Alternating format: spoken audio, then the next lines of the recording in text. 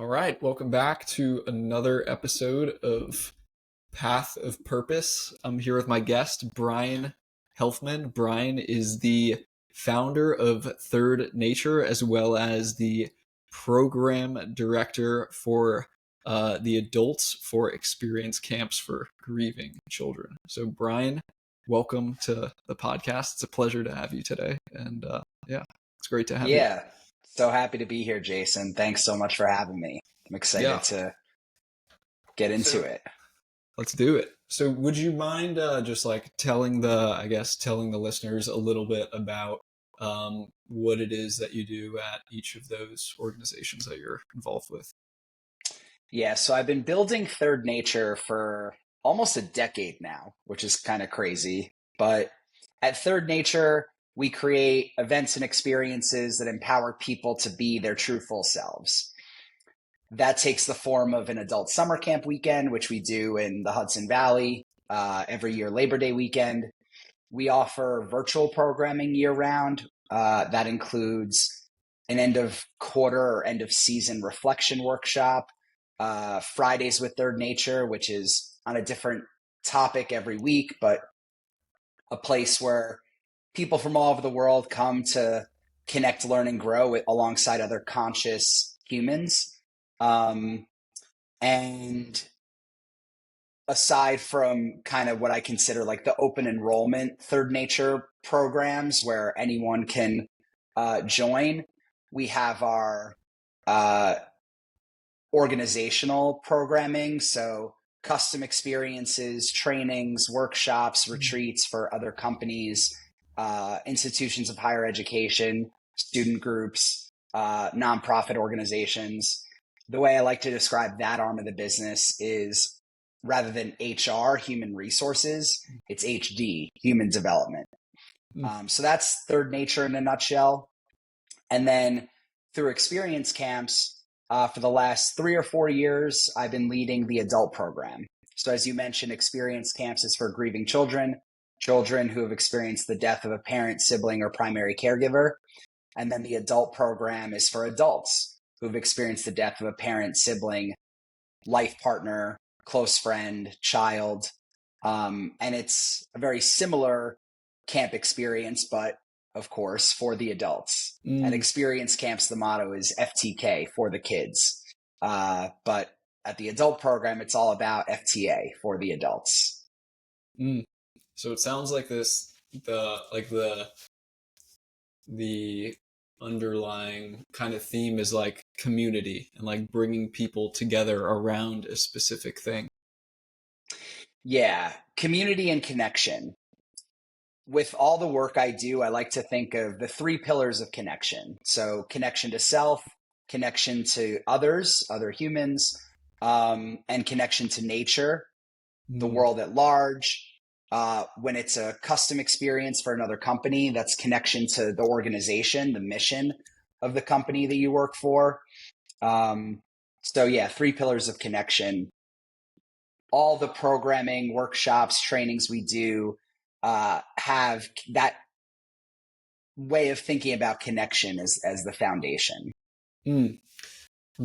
So I'm curious, like how can you like facilitate that connection with like a bunch of different people that like don't know each other? Like what is like, what's that process like? It's a great question because our adult summer camp weekend, for example, I think is where that is most relevant. We do with the corporate stuff, it's usually bringing together people who, well, know each other on the surface, but maybe not at like a intimate level, right? Yeah. And actually, a lot of people leave Third Nature summer camp saying, oh my God, I feel like I know the people that I just met 4 days ago better than I know the people that I've been working with for 4 years. Wow. So you can work with someone, you could be in the cubicle next to someone for 4 years and, not really know that person, right? So I'll talk about how we do it at Third Nature Summer Camp, because on day one, it's a lot of people showing up not knowing anyone, or maybe knowing a few people, but a lot of people in the group, probably the majority of the group for most people, is on the surface a stranger. So from the start, we're really focused on cultivating psychological safety, helping people feel really safe and at home at this new temporary home. And because at camp, everyone's kind of like out of their comfort zone in a new place, everyone kind of enters on a level playing field. And yes, we do have people who come back year after year who kind of know their way around and consider themselves veterans. But we as facilitators try to instill that vibe that, this camp, this day, this weekend, we're all, showing up fresh. It's like that old quote, the same person never walks through the same river twice. Yeah. Right? Like the river's different and you're different. So camp is, even if someone was at camp last year, camp this year is going to be different and you're different. So we're all showing up fresh. And we try to instill everyone with the mindset that everyone has something to learn and everyone has something to teach. Yeah. So a big part of the experience is getting curious and getting to know other people in order to expand your perspective on your own life and better understand and better connect to, again, yourself, others, and the world at large. So I'll give that's all very conceptual. I'll give a very grounded way that we do this at Third Nature Summer Camp. One of the first things we do is put people in what we call GPS groups. So GPS stands for your Good Peep Squad. And we curate these groups based on the information participants give us before camp. Each GPS group is 4 or 5 people. So we know that your GPS group, within your GPS group, these 4 or 5 people have a lot in common. They don't necessarily know what they have in common, but we offer a series of journal and discussion prompts that get people in these small groups uncovering all the things that they do have in common. So right away, people, and Third Nature Summer Camp, there could be 100 people there, but right away you're in a group with 4 or 5 others, and you're seemingly serendipitously finding all these ways in which you are connected and all these ways in which you're like-minded and like-valued, and the conversations kind of facilitate themselves once people realize how much they have in common or the specific things that they have in common. So that, I think, helps people feel really safe right off the bat. It gives people, an early friend group. And we say, if you ever get lost over the course of this weekend, you can always find your GPS, right? Your GPS will guide you back to you and your people. So it kind of has that double meaning, Good Peep Squad, and the GPS that we think of when we think of navigating the world. So, and then from that place, people walk to dinner with their GPS. Someone in their GPS knows someone in another GPS. Now 2 groups are combined and bonding on the walk down to dinner. And by opening campfire Friday night, I always look around and see people laughing and connecting, and it feels like the whole group has known each other for years, but we've only been there for a matter of hours. Wow. So it's kind of this tiered approach. Again, getting people feeling safe and connected in smaller groups before they feel more comfortable opening up in the larger group. And I also like to think of, when I think of cultivating psychological safety, I think of walking people into the ocean from the beach. So in metaphorical terms, you wouldn't, take someone out on a boat and just throw them off the boat into the deep end and hope they could swim. We start on the beach and we walk in to the ocean slowly, and we get deeper as we go, right? We start a little more superficial with the questions and how we ask people to open up, and go deep gradually. And then eventually everyone's just like swimming and splashing and playing in the ocean. Yeah. And we've gone pretty deep, but we're also just having a great time. Mm. And it feels very natural and organic.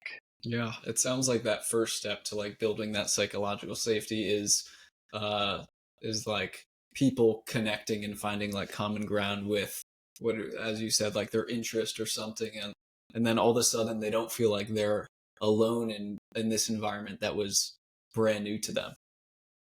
Exactly. And they feel seen, heard, and understood, right? Yeah. They feel like they can show up as their authentic selves Mm. in this new environment. And it being a new environment gives us an advantage, right? And because I also do this in workplace headquarters where there's people show up with all these associations as far as like what work is supposed, how we're supposed to show up in this space, Yeah. right? So that presents different challenges in terms of cultivating psychological safety and getting people opening up more authentically, more vulnerably, and connecting on deeper levels. But at camp, it's like, if you've been to camp in the past, the association is that this is a safe space Yeah. to open up in this way.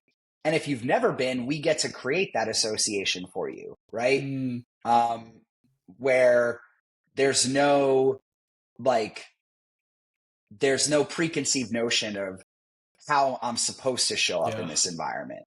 Mm. So again, different challenges and different depending on where I'm facilitating these kinds of experiences. But Yeah. that's a big reason why I love doing it at camp. How does cultivating that psychological safety differ in doing that versus like working with adults who are grieving? It's a good question. So and actually, the first thing I'll say is it's not that different. Mm.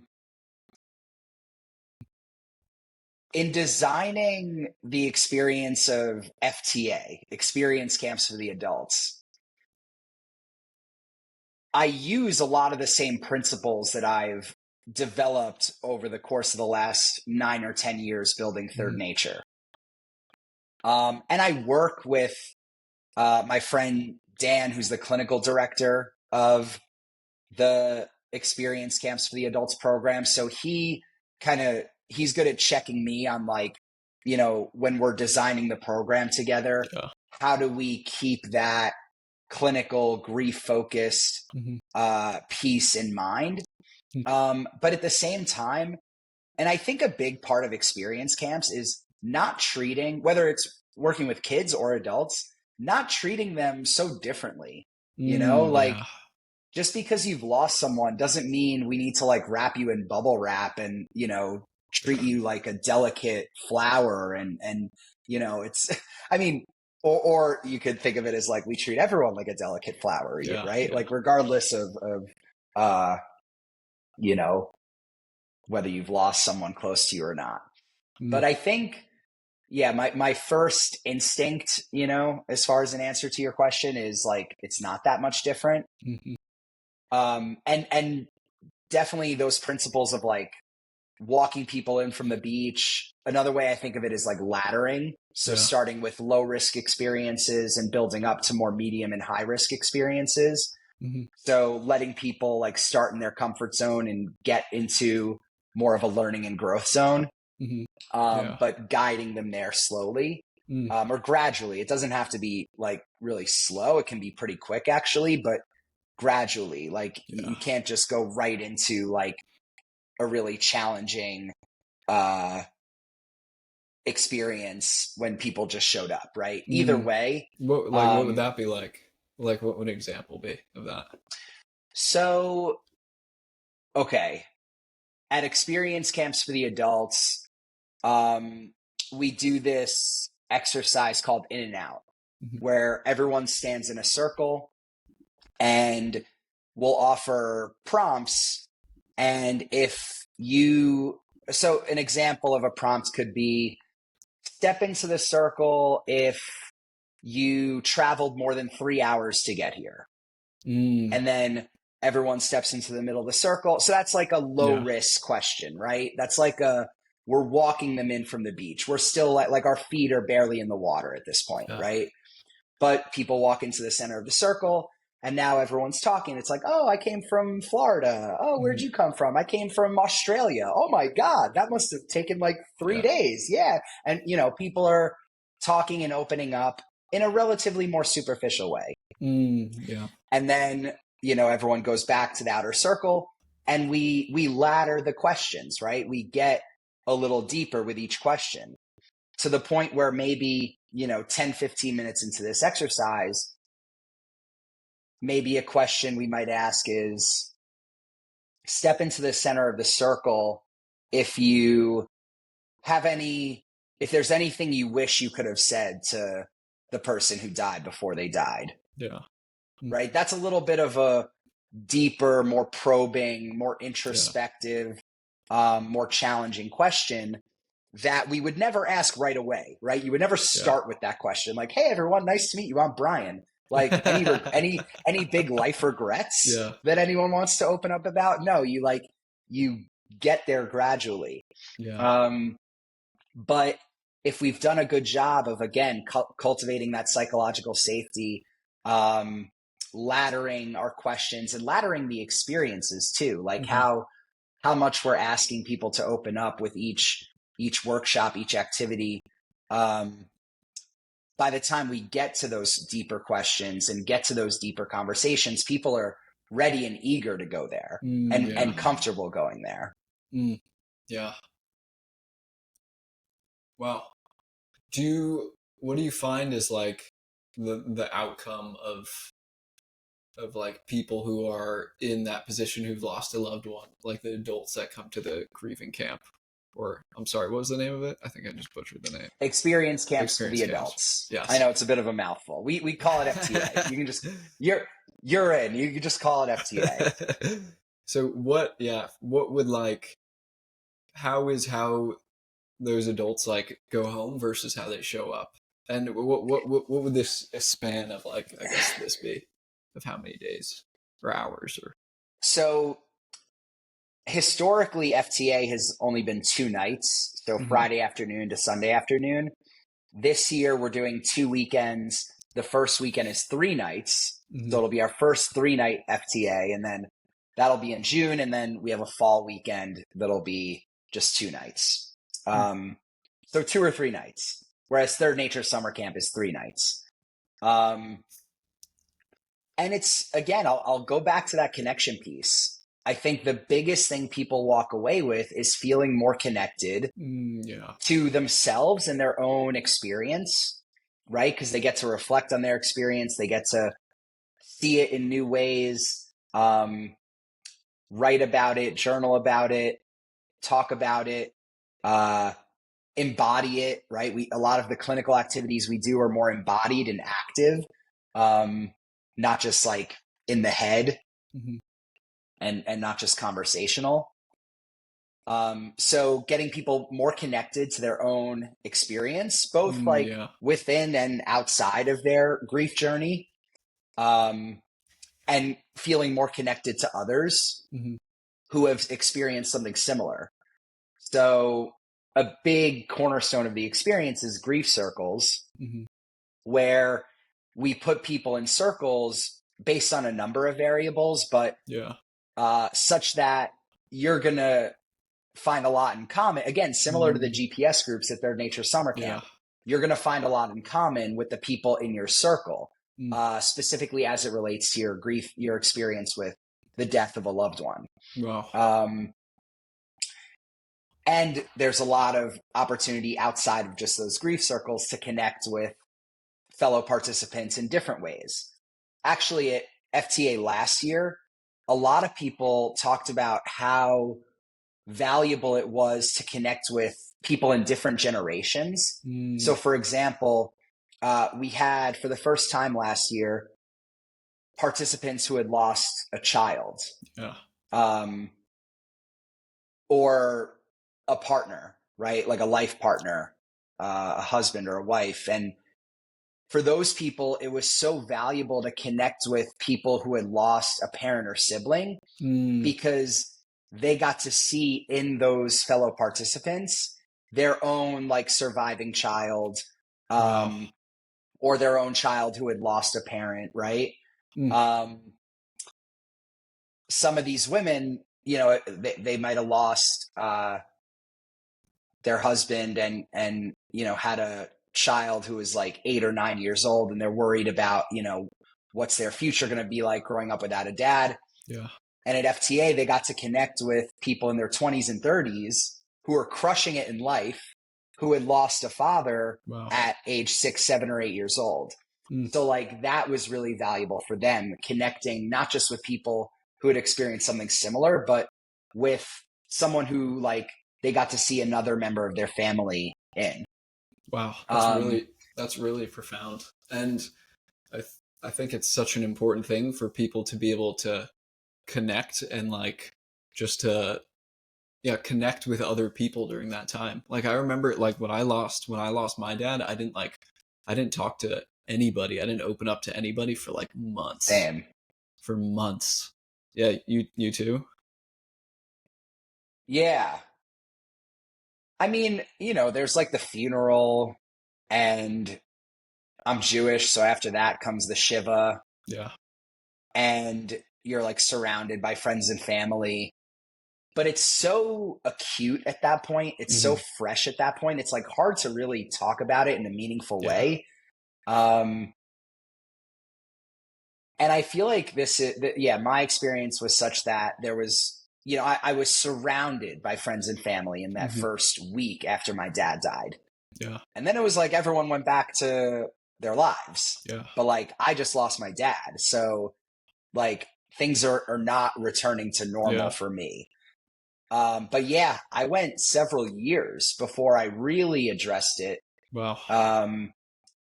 My dad died in 2012, and I started volunteering at experience camps in 2016. And that was when I really started talking about it with peers. I talked about it with a therapist a little bit. Maybe went to like 6 or 8 therapy sessions shortly after my dad died, and that was that. But yeah, I'm curious to hear more about your experience too with that, like in the aftermath of when your dad died. Yeah, so my dad passed away in December of 2021. He got diagnosed with terminal esophageal cancer in March of that year. And so for me, it was like I feel like most of my grief that I experienced was in that duration between March and the time that he died, because the time that he got diagnosed, it was terminal. And my parents didn't like, they sat me down and they were like, okay, like this is what's happening, this is what the plan is. And also my dad, he had testicular cancer like 10 years, probably 15 years before that, and survived. So this was their second time kind of going through it. So they're like, all right, we have a plan. Like they were both so friggin' brave. Like I cannot believe how they handled it. But it was terminal from the moment that they told us. And so like those next 9 months were more so like preparing to like lose him essentially. And I like at the time I was the president of my fraternity. I was like studying finance. I wanted to be a hedge fund manager. Like I've told you some of this. And like my way of like coping with it in the beginning was just like distract myself. And it didn't get like, distract myself. And most of my biggest like coping mechanism was like trying to stay as busy as possible. And I was like, if I stay busy, then I won't be alone with this grief and I won't feel it. Yeah. And I would give myself like 5 minutes in the evening to like journal and process it. And even with that, it would get to the point sometimes where it's just like so overwhelming in my body that I didn't even know what to do with it. And I didn't feel like I could like talk to my friends about it at the time, because like there were a few times where I'd bring it up and it just felt like I felt like a burden by sharing it. Like they would feel bad, and it's just like if you tell someone they feel bad for you, it's like, this sucks. Like, I don't want to tell you anything. Like, this is awful.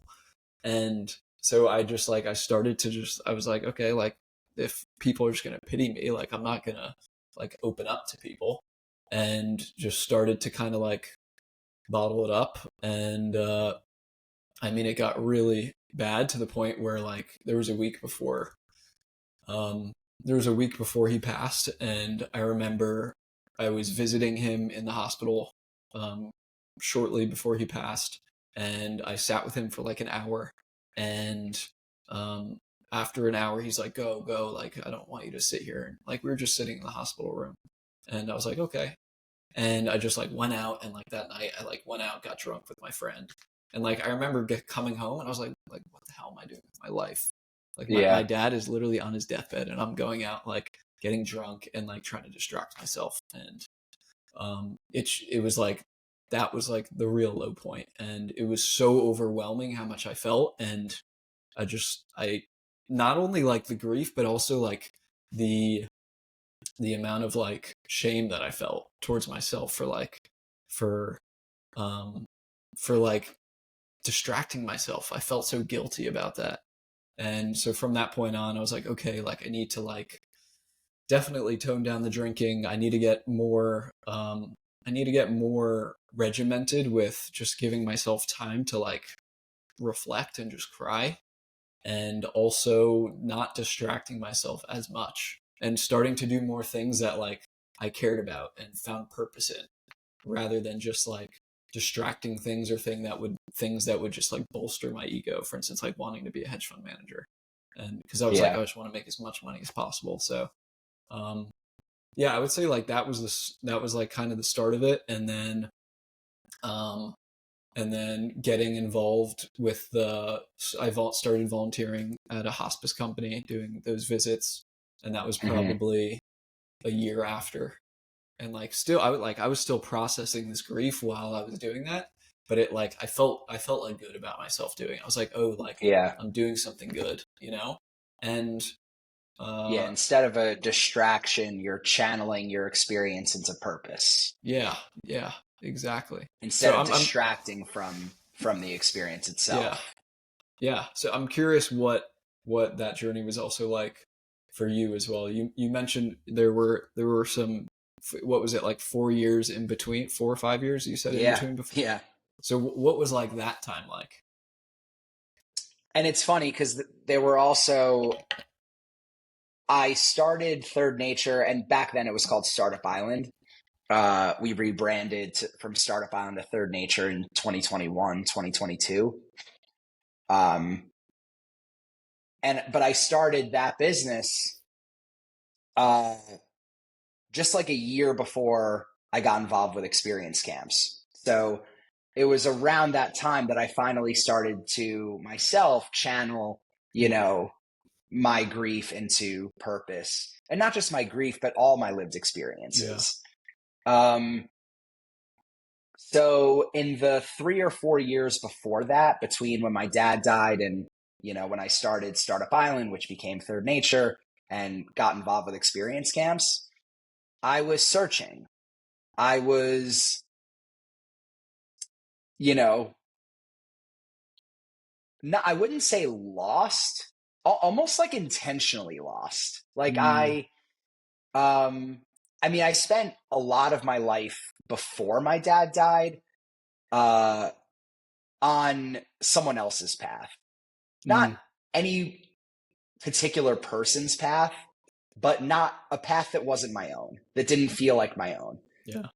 I was very uh, influenced by this idea, passed down from my dad, but not directly from him, from, his parents, their parents. This idea that work should be purely a vehicle for financial security. And, you work hard for as long as you can, make as much money as you can so that you can retire and then, go live the good life. Um, go enjoy the back nine of your life, as I like to say, because my dad was a big golfer, and that was kind of his vision for himself. He was going to he stepped into the family business that was started by his grandfather, and he and his brother ran that business very well. They did very well for themselves, made a lot of money. And my dad was able to retire at age 45. Yeah. And then he was playing golf all the time. He was partying. And my dad was a really fun guy. Like, he was always really fun, even when he was working, even at work. Work hard, play hard kind of guy, I guess you could say. Yeah. But when he retired, I think he was looking forward to this, fresh start and again, the back nine of his life. He was 45 years old. And he had so much life left to live. But only a few years after he retired, he was diagnosed with bladder cancer, which shouldn't have been a death sentence, but long story short, it was. A few years after he was diagnosed, he passed, and that was in 2012. He was 55. So, again, retired at 45, maybe got to enjoy it for a few years before getting sick and being in and out of hospitals for another few years, and then that was it. So when my dad died, it was like, I think of it as like a worldview shattering event for me, because I now started to think, well, I don't want to live that way. I don't want to, just consume myself with work that has no meaning and that isn't, purpose driven. Yeah. That isn't like helping others, that isn't leveraging my unique strengths and personality and allows me to be authentically self-expressed. By the way, like, I couldn't have articulated any of this the way I'm articulating it now in 2012 when my dad died. That's why, like, I say when that happened, I ended up just like searching. I didn't know what to do next, but I knew I didn't want to keep doing what I had been doing. I didn't want to stay on this other person's path. I wanted to find my own path. But I don't think, now looking back, I don't think you find your path. I don't think you find your purpose. I think you create your path. You create your purpose through action. So I started just kind of like following my intuition or following the signs, or I don't know if you're into like omens or anything like that. What's that? Have you read the book The Alchemist? No. I would recommend it. I feel like you would like it. It's a fictional story about a boy, I think his name is Santiago, who goes on a journey looking for one thing, finds another thing, but it's really about following the omens. The omens being like the signs, from the universe or whatever. And I'm like, whether you believe in that or not, I was literally just like doing my best and making decisions based off what felt right in the moment. So I'll give you another, let's ground all this conceptual talk in a real example. So after my dad died, one of my best friends came home for the funeral. He was living in Hawaii at the time, my friend Matt. And we're talking, and I'm obviously like sad and whatever, like deep in that acute grief, like right after my dad's passing. So I deflect and I'm like, what are you up to? Like, what do what's going on? Like, what do you have planned? Like, are you going to be in Hawaii forever? And he's like, actually, I'm thinking about taking this job that I was offered as a ski instructor in Colorado. And I'm like, oh shit, that sounds cool. What mountain? And he goes, Beaver Creek. Have you heard of it? And I'm like, oh my God, that was my dad's favorite mountain. So, and he took us there. He took me, my sister, and my mom to Beaver Creek a few times when we were kids because they had this great adaptive program for kids with special needs. My sister has cerebral palsy. So when Matt said he was thinking about going to Beaver Creek to be a ski instructor that winter, I was like, whoa, that sounds awesome. Yeah. But in the moment, I wasn't like, I want to go do that with you. I was like, that sounds awesome. But, you know, I went back to work the next week. I was working at CBS doing ad sales at the time. And like very quickly was like, I got to get out of here. So I had been there for like a year and a half. And it was my first full-time job out of school. And it was a great job, but I was like, I knew I didn't want to be there long term. And when my dad died, I was like, if I know I don't want to be here long term, why be here another month? Yeah. So I started thinking, like, what do I want to do next? I started volunteering with New York Cares, you know, similar to how you started volunteering with hospice. Not as purpose driven as that, or not as like channeled and connected to your grief as that. But New York Cares was fun, and I wanted to give back. I wanted to help people and, you know, do something with more meaning. So just started volunteering with them. New York Cares is an awesome organization, by the way, if you haven't heard of it, if anyone out there is looking for, they partner with all these different organizations throughout the city and offer volunteer opportunities. I ended up leading math games for fourth graders in Chelsea for like 4 years. When I got back from Colorado, I just spoiled that I ended up going to Colorado, but you probably saw that coming. So anyway, I start volunteering with New York Cares. And I'm thinking about like what to do next. I have this business idea, different business from Startup Island, Third Nature.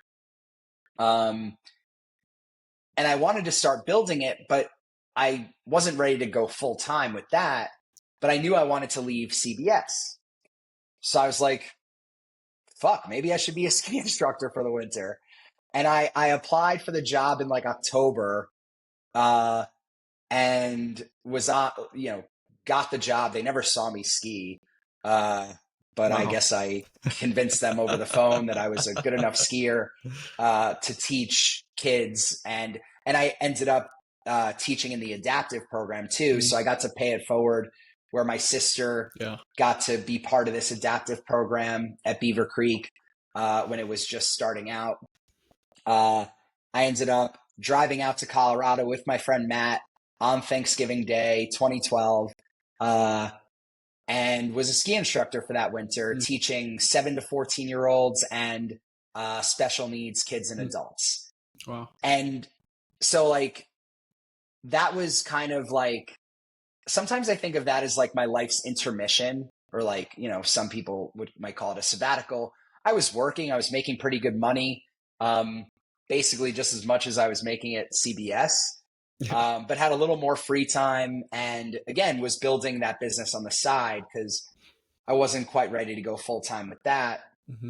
But that winter was incredible. It was just what I needed, and I had no idea that I needed it. I was just going with, again, you could call it the omens, the signs, the universe guiding me, my intuition, just going with what felt right.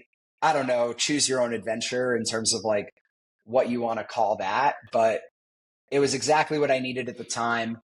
And it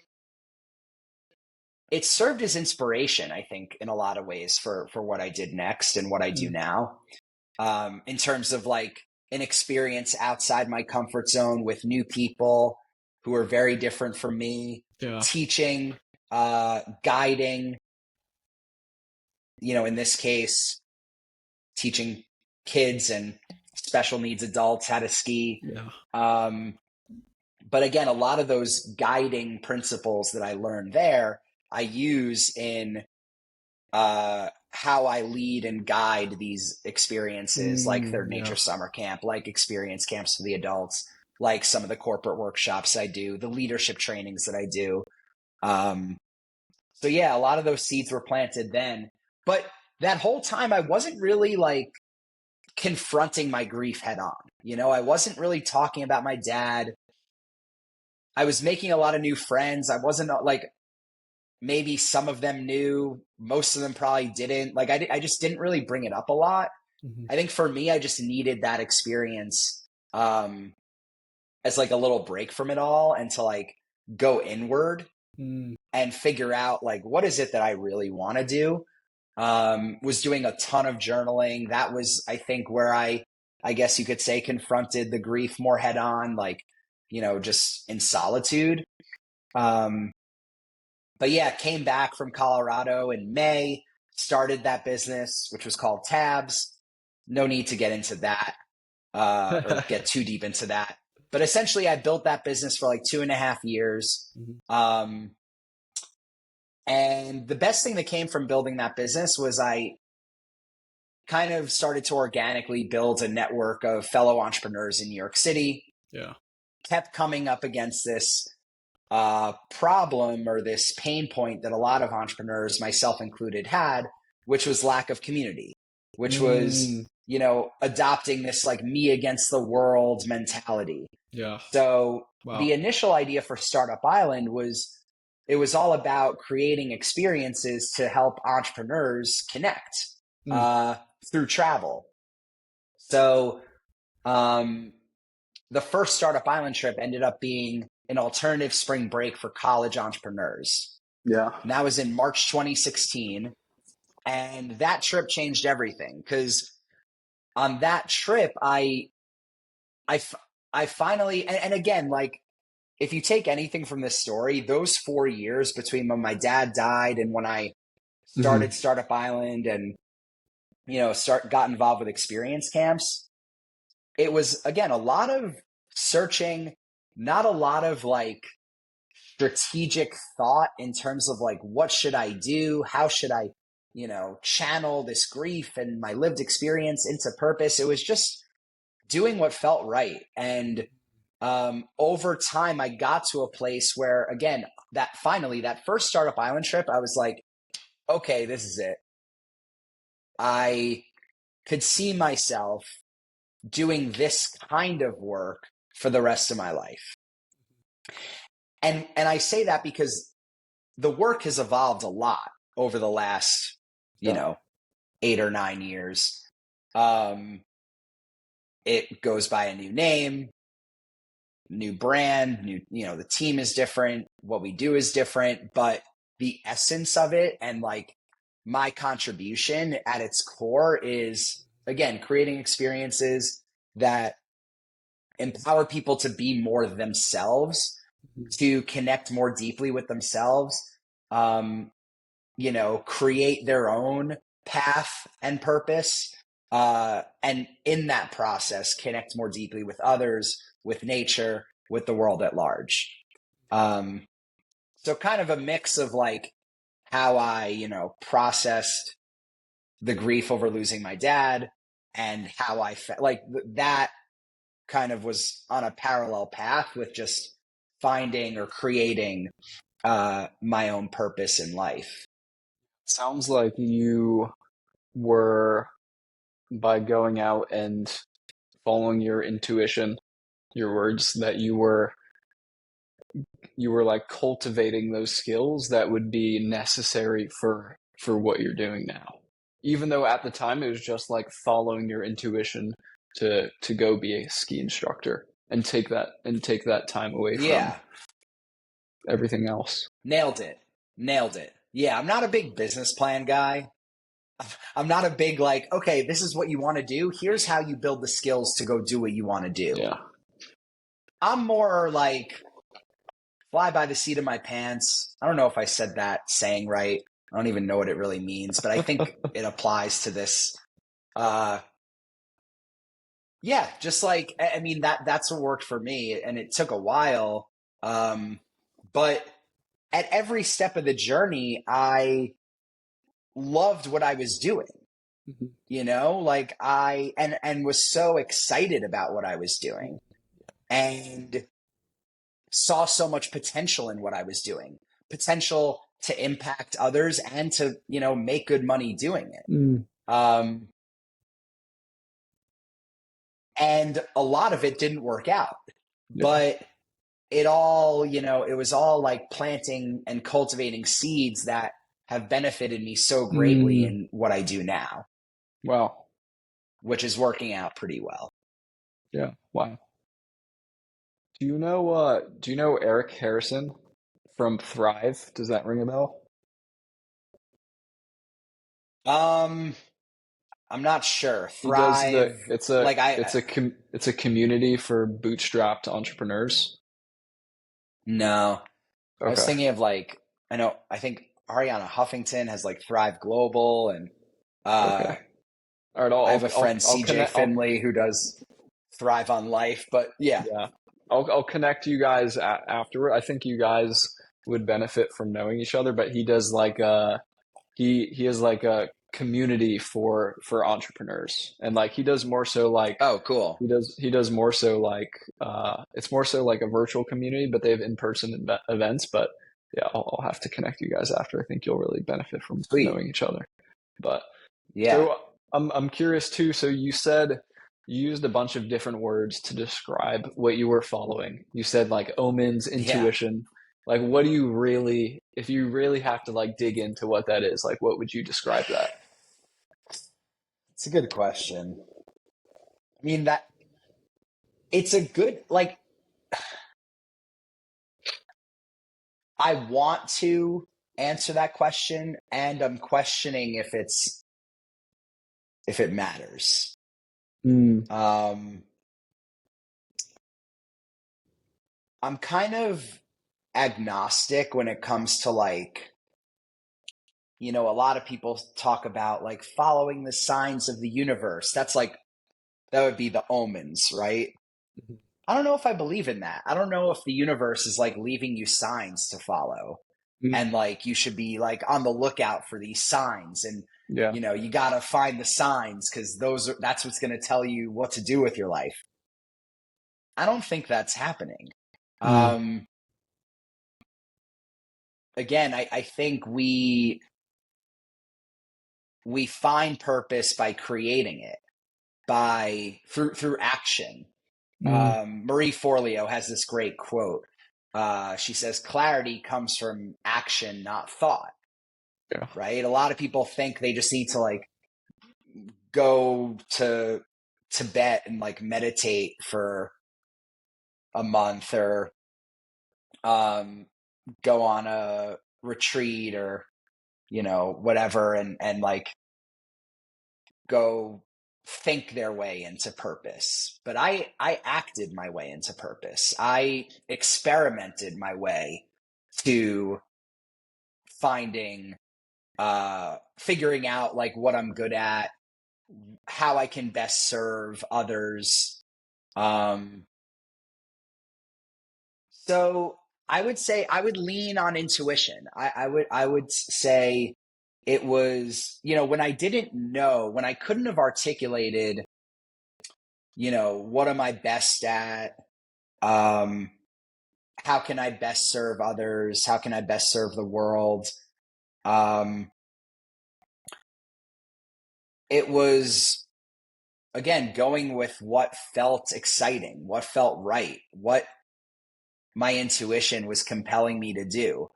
Um, and a lot of journaling. I definitely, I've always, well, not always, but uh, actually, starting a few months before my dad died, I started journaling, and so you could say for the last 12 and a half years, I write a lot, and 95% of what I write is not for other people. I write a newsletter, a weekly newsletter. I write on LinkedIn, occasionally on Twitter. I have a Substack, that sort of thing. So I do write and publish my writing. But 95% of what I write is just for me. And I will say writing a lot before, and then especially after my dad died, was huge, because that's how I clarified and got more deeply in tune with my intuition, and started reflecting on my experiences and what am I good at, and how can I best serve. So that coupled with, action-driven experimentation, going out to Colorado, being a ski instructor, starting a business completely unrelated to what I'm doing now, but like learning how to be an entrepreneur and building a network and, just creating something out of nothing. And then kind of stumbling into Startup Island, which wasn't even my idea, by the way. Like I say, like I, built this network of entrepreneurs and I saw this common pain point. That's all true. But one of those entrepreneurs was one of my best friends, Josh. Startup Island was really his idea. And the more we talked about it, the more I started to realize, oh, wow, like this seems like a really cool way to apply like a lot of what I've been doing and a lot of just like my natural strengths and how I'm, naturally inclined towards serving others. So, but I, again, kind of stumbled into that and got lucky in that, once I started doing it, I was like, oh, yeah, this is it. Let's keep doing this. Yeah. So yeah, I don't know if that adequately answers your question. Definitely not So succinctly, but that's what I got. you said you don't you don't believe in like, the super sleeping science. Hold on. The audio's cutting out a little. I don't know if that's my AirPods or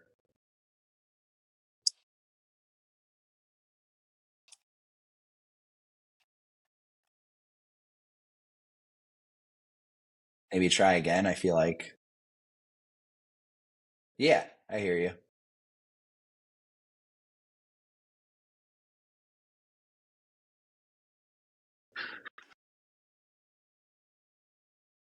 Okay. All right, I think it's recording again now. Okay. Yeah, I said so you said that you don't believe in you don't believe in like the universe leaving you signs, but do you believe in coincidences? Well, yeah, for sure. And I think there's a lot here, Jason. Um,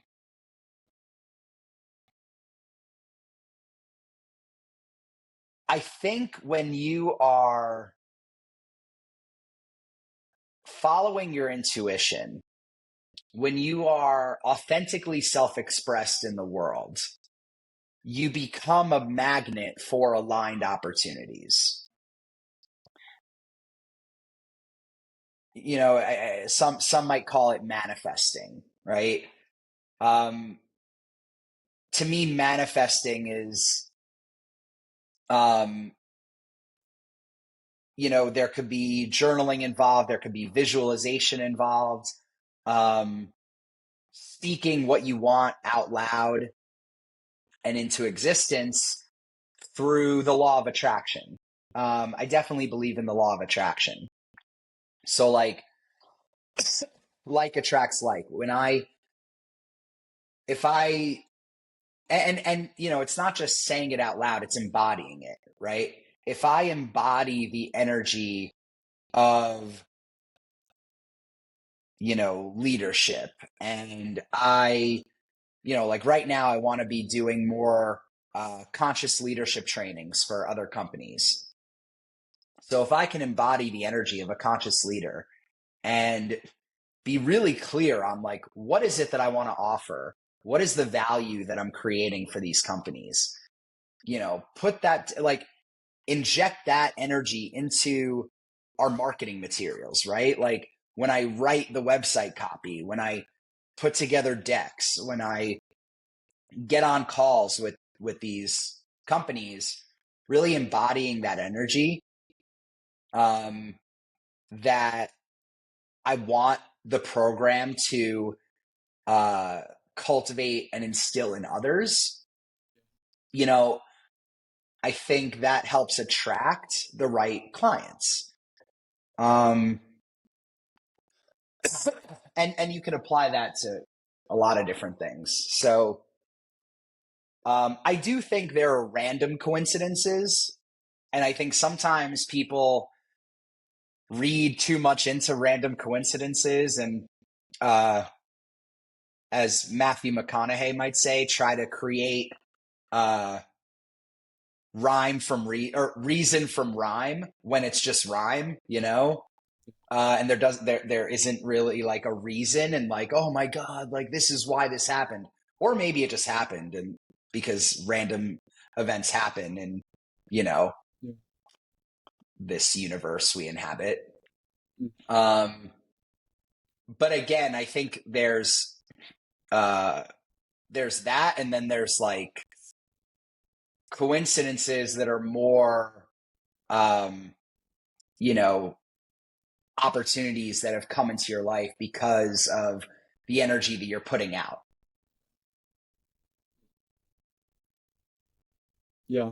Too familiar with the law of attraction, but like, so I understand like how the manifesting works, but then like what, I guess, how does that work if something that happens, like if something doesn't go our way, for instance, like then what? Well, again, I think that's part of the random, unpredictable nature of a random and unpredictable and chaotic universe, right? Yeah. I don't think you can't, again, some might disagree, but like, I don't think, I don't know, maybe there are people on such a who operate on such a high level and with such a deep understanding of the law of attraction and manifestation that just like everything that happens is so deeply aligned and, you know, I don't know. That's certainly not the case for me, and I think most people, right? So us mere mortals operate under the assumption that not everything that happens is gonna go your way, right? Like, I mean, think of weather, right? Like, you can't manifest a sunny day. You can't manifest a rainy day if you want to go Mm. mudsliding. Like, you know, um, So where can we draw the line of like what is manifestable, if that's a word? What are we able to manifest versus like what's out of our ability to do that? I don't know. I don't know. It's a good question. One I want to think more about. Again, it's not certainly not my area of expertise. I just know that for me personally, um, when the clearer I am on what I want to offer, on the value that I'm creating for others, Mm-hmm. the more that shows up in what I'm creating, Yeah. you know, in my weekly newsletter, in my LinkedIn posts, on our website, Mm. um, you know, because it shows up in my writing. If I'm really hyper clear on that, Mhm. um, then it shows up and people will see it, and that will attract Yeah. aligned opportunities, right? So yeah, I'm curious too, because like my understanding of manifestation from when I've heard people like talk about it is like also like hearing your perspective on it, like doing it to be more clear on how you can like add value and help others is I feel like more so of an outlier. I feel like more people are using it to like generate things for themselves. Mm, interesting. Like I think of like I don't know, like I think of somebody Yeah, trying to manifest like a partner into their life or something. I was just thinking about so my wife is pregnant right now, Yeah. Congrats. and thank you. I don't feel this way anymore, but there was a time early in her pregnancy where I thought I wanted to manifest a boy. Mm.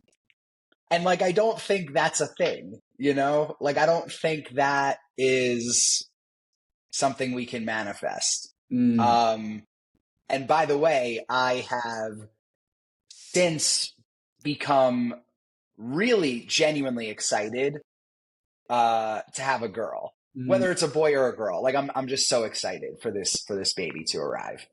Um, but yeah, I guess that's more along the lines of what you're saying, like manifesting a pregnancy or a child or a relationship or, um, whereas like some couples, like I would hate it if if my wife and I had been trying to get pregnant for 5 years and someone's like, oh, you just need to manifest it. You must not be manifesting, yeah, a successful pregnancy. It's like, fuck you, like a babysit. Um, yeah, Just do this thing. yeah. Uh, but I do think we can manifest. Well, okay. So I think we can manifest things like health. Mm, Um, and again, to an extent, right? Not everything, there's a lot outside of our control. mm, But if I say to myself, if I get really clear on like, I want to, and because this is something I've been doing recently, mm, um, I want to get in really good shape, right? I want to get back in the gym. I want to exercise regularly. I want to feel healthier, right? Like there are things that we can control and through visualization and journaling, but most importantly, action, actually like embodying what you say you mm, want, um, and showing up at the gym and bringing that energy to your workouts and, you know, having those reminders when you sit down to eat or when you're meal prepping or when you're deciding, what to order at the restaurant, like mhm.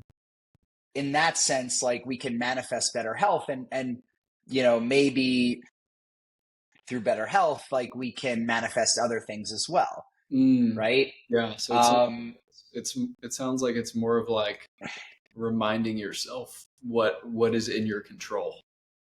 yes. Yeah. And being really clear on what you want Yeah. and, um, having a belief that you can have what you want, that you can get what you want, but not that it'll just come because like solely because you believe it will, Yeah. right? Like believing that you can have what you want and then putting in the time, energy, and attention towards actually getting it. Mm, Um, but through that intentional action, believing that, you'll get to that place where like yeah. you have that thing that you're working towards. Yeah. Does that make sense? And also surrendering when it's out of our control. Yes. Yes. Surrender is an interesting piece of this because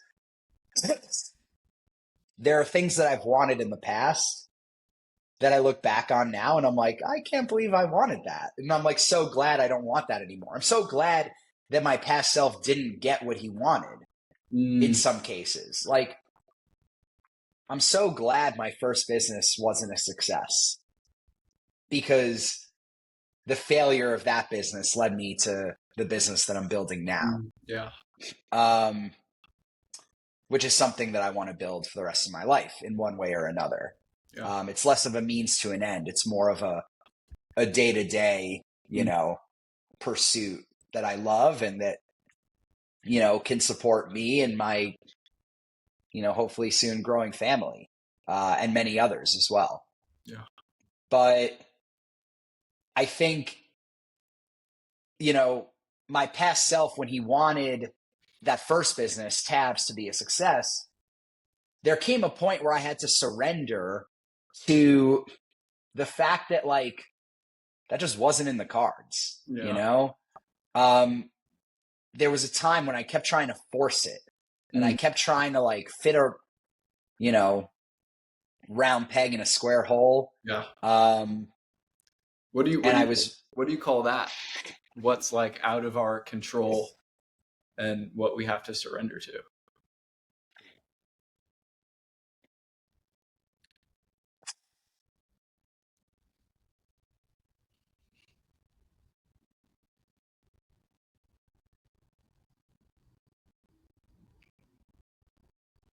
Well, I don't think there's like I think that's more art than science. Like, I don't think there's a rubric for when to make it happen versus when to let it happen. Mm, But yeah. that's something I think about a lot too.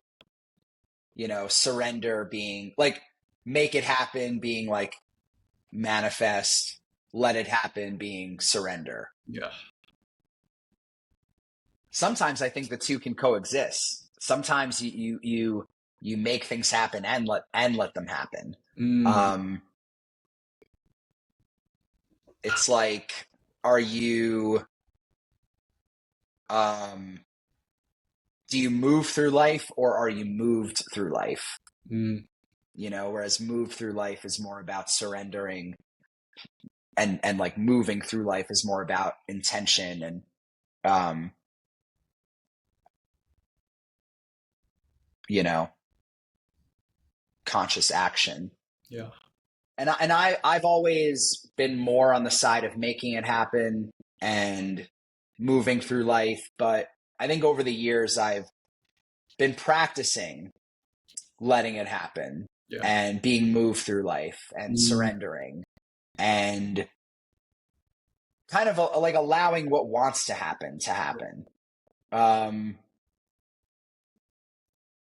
but I'm still working on that. I'm still practicing that and playing with that, because I clearly don't have like a thesis on this, where it's one or the other. It's an open discussion. yeah. And I enjoy talking about it, but, uh, and I don't, and by the way, I don't think there's a universal law that it needs to be one way or another. Mm, Um, yeah. I think whatever works for you, right? That's why before when I was talking about like omens and intuition, whatever works for you. If you believe that the universe is guiding you and putting signs in your path and omens in your path, and that's what you're following in order to find your purpose, and that's working for you, great. Like, you know, Yeah. uh, I'm a big believer in that. Like, trust yourself, do what Mm, works for you. Um, and have the humility to be open to other possibilities. yeah. Like, who knows? Maybe if we have this conversation 10 years from now, I'll be like, yeah, I've been really just letting it happen and surrendering. And the omens are ever present and I'm following them, and maybe that'll be working for me in that season of life. Yeah. Yeah. Mm, all right. Well, I think that's a good spot to end. Yeah. Any final thoughts for the listeners?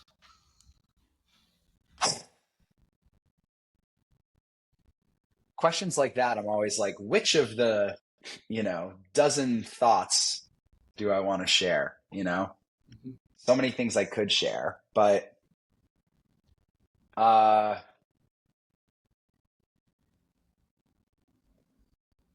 self-trust. I mentioned that at the end there. That is something I've been practicing a lot in the last year. Trusting yourself, I think, is a game changer. Like when you really start to, um, I prefer self-trust over self-confidence because to me, self-trust is about knowing yourself Mm, and believing what you know about yourself. yeah. And it's a journey, right? Like, I think a life well lived is one where we continuously gain deeper levels of understanding of ourselves. Yeah. We keep learning more about ourselves. And as we keep learning more about ourselves and we keep, you know, acting out in the world who we know ourselves to be, then we can really start to, believe what we know to be true. Um, and and with that level of, as you continue cultivating deeper levels of self-trust, like choices become easier, action becomes more easeful and free flowing, and organic and natural. Yeah, things stop feeling so hard because you know what to do and what not to do with your time. When you know yourself, believe who you are, and trust in yourself to, you know, make those decisions based on that. Yeah. Um, Yeah, one is built more on an awareness of lived experience, and one is more prideful. yeah, yeah, yeah. I think there's a lot of like false confidence Yeah. out there. Um, yeah, bias towards action, because that's again, clarity comes from action, not thought. Yeah. And journaling is action, I think. Um, I think but again, take journaling is a reflection. It is an action, but I think it's also like when we talk about like you and I journaling to process our grief, I think it's also like it's reflective, and it's also showing ourselves it's showing ourselves like how we're feeling, but also like what's outside of our like maybe what's outside yeah, of our current level of awareness. yeah. So I think the actual quote by Marie Forleo is clarity comes from action and engagement. Mm, Engagement. So yeah, you're right. Journaling is reflection. yeah. Another way I would think about it is engaging with our lived experience, engaging with our past lived experience. Yeah. You Yeah. know, so many people go from one experience to the next without really reflecting and thinking about like, how did that feel? You Yeah. know? And journaling is, it's extracting the lessons, it's engaging with Mm, your life, yeah. um, as opposed to just like coasting through it. Yeah. But Cool. yeah, you need the action. You need the action out in the world, not just on the page. Definitely. Definitely. Need both. Cool. All right, dude. Well, thank you so much for coming on. It's been Yeah, yeah. I appreciate your questions and glad we got to jam and cover a lot of ground. Cool to see